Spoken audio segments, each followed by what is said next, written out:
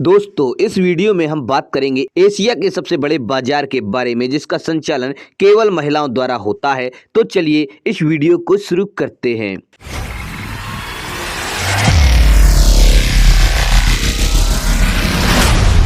मणिपुर में महिलाएं सदैव पुरुषों से आगे रही हैं। इसका एक जीता जागता सबूत मीराबाई चानू है। मीराबाई चानू ने सिल्वर मेडल जीतने के बाद यह साबित भी कर दिया है कि ओलंपिक में सिल्वर मेडल जीतने के बाद पूरे देश का ध्यान मणिपुर की महिलाओं पर गया है। मणिपुर में ऐसा एक और उदाहरण देखने को मिला है। मणिपुर की राजधानी इम्फाल में 500 सालों से महिलाएं अपने दम पर एक बाजार का संचालन कर रही हैं। इस बाजार को महिलाओं द्वारा चलाया जाने वाला एशिया का सबसे बड़ा बाजार माना जाता है। मणिपुर की राजधानी इम्फाल के इस बाजार का नाम इमा मार्केट है, जिसे मदर्स मार्केट भी कहते हैं। इस बाजार में 5000 से 6000 महिलाएं दुकान लगाती हैं। इन दुकानों के माध्यम से अपनी चीजें बेचती हैं। ये 500 साल पुराना बाजार है जिसका अपना अलग ही महत्व है। इस बाजार के संचालन से लेकर सारा काम महिलाओं की ही जिम्मेदारी होती है। 500 साल से इस काम को बखूबी निभा रही हैं। महिलाओं का चुना गया यूनियन ही तय समय तक इसके प्रशासन संबंधी कामों को संभालता है।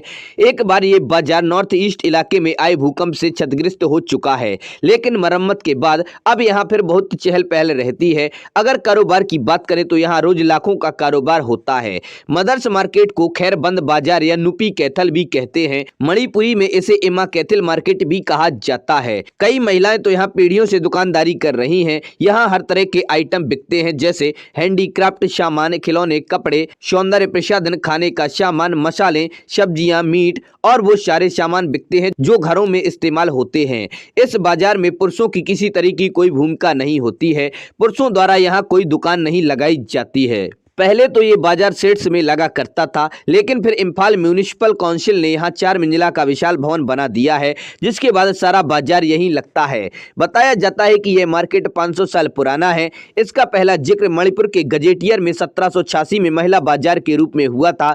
तब भी इसके बारे में ये कहा गया था कि ये पूरा बाजार सुबह खुले में महिलाओं द्वारा लगाया जाता है। BBC की एक रिपोर्ट कहती है कि शायद ये मार्केट पूरी तरह इसलिए महिलाओं का रहा होगा क्योंकि मणिपुर के मैती जनजाति पुरुष बड़े पैमाने पर चीनियों और बर्मियों से जंग में लगे रहते थे। इसीलिए महिलाओं के ऊपर ही परिवार की देखरेख की जिम्मेदारी आ गई। यहाँ पर केवल आर्थिक लेन देन ही नहीं होता, बल्कि यहाँ कई बार महिलाएं राजनीतिक स्टैंड भी लेती हैं। 1948 और 52 के बीच कुछ स्थानीय अमीर लोग कुछ अन्य व्यापारियों के साथ मिलकर इस बाजार के सेट्स को गिराना चाहते थे, लेकिन महिलाओं ने इसको कामयाब नहीं होने दिया। बाजार में लंच के समय अक्सर यहाँ की महिलाएं सामाजिक आर्थिक मुद्दों पर चर्चा करती हैं। यही नहीं, बाजार की दुकानदार औरतें महिलाओं को जागरूक करने और शादिकार संपन्न करने का काम भी करती हैं। यूं भी मणिपुर में महिलाएं दूसरे राज्यों की तुलना में अधिक अधिकार संपन्न और पुरुषों से आगे लगती हैं। यहाँ कुछ उन औरतों को भी दुकान के लिए अलग जगह अलर्ट की जाती है जो विधवा हैं, अकेली हैं या जिनके पति मार दिए गए हैं। चूंकि ये बाजार काफी फेमस है, लिहाजा इसे देखने में काफी बड़ी संख्या में टूरिस्ट आते हैं। यहाँ आमतौर पर महिला दुकानदार परंपरागत वस्त्रों में नजर आती है। ये महिलाएं इस बाजार के जरिए इतना कमा लेती हैं कि अपने घर को बहुत अच्छी तरह से चला सकती हैं। इस बाजार में छोटे से लेकर बड़ी बुजुर्ग महिलाएं दुकानदार के तौर पर हैं। स्टॉल भी आकार में कई तरह के हैं। उनका वार्षिक किराया भी अलग अलग है, लेकिन यूनियन की कोशिश रहती है कि वो स्टॉल्स का किराया बहुत नियंत्रित तरीके से रखे ताकि जरूरतमंद महिलाओं को मौका मिल सके। चूंकि ये बाजार 500 साल पुराना है, लिहाजा इसमें महिला दुकानदार के सामने कई बार उतार चढ़ाव भी आते रहे हैं। 1891 में ब्रिटिश काउंसिल प्रशासन ने जब मणिपुर पर आर्थिक और राजनीतिक सुधार लगाए तो बाजार का कामकाज बुरी तरह प्रभावित हुआ।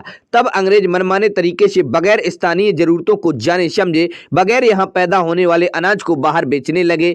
इससे यहाँ लोगों के भूखे मरने की नौबत। तब अंग्रेजों ने इस बाजार को विदेशी या बाहरी लोगों को बेचने की कोशिश की, जिससे महिलाओं ने और जोर शोर से विरोध करना शुरू कर दिया। जब जापान ने भारत पर आक्रमण किया, तभी अंग्रेजों ने मणिपुर में इस तरह की अपनी गलत गतिविधियों को रोका था। तो दोस्तों, आप लोगों को वीडियो कैसा लगा? पसंद आए उसे लाइक करें और अपने दोस्तों के साथ शेयर करें। हमारे चैनल पर पहली बार आए हैं तो हमारे चैनल फैक्ट्स क्रिएटर जी को सब्सक्राइब करें और बेल आइकन भी दबा दें।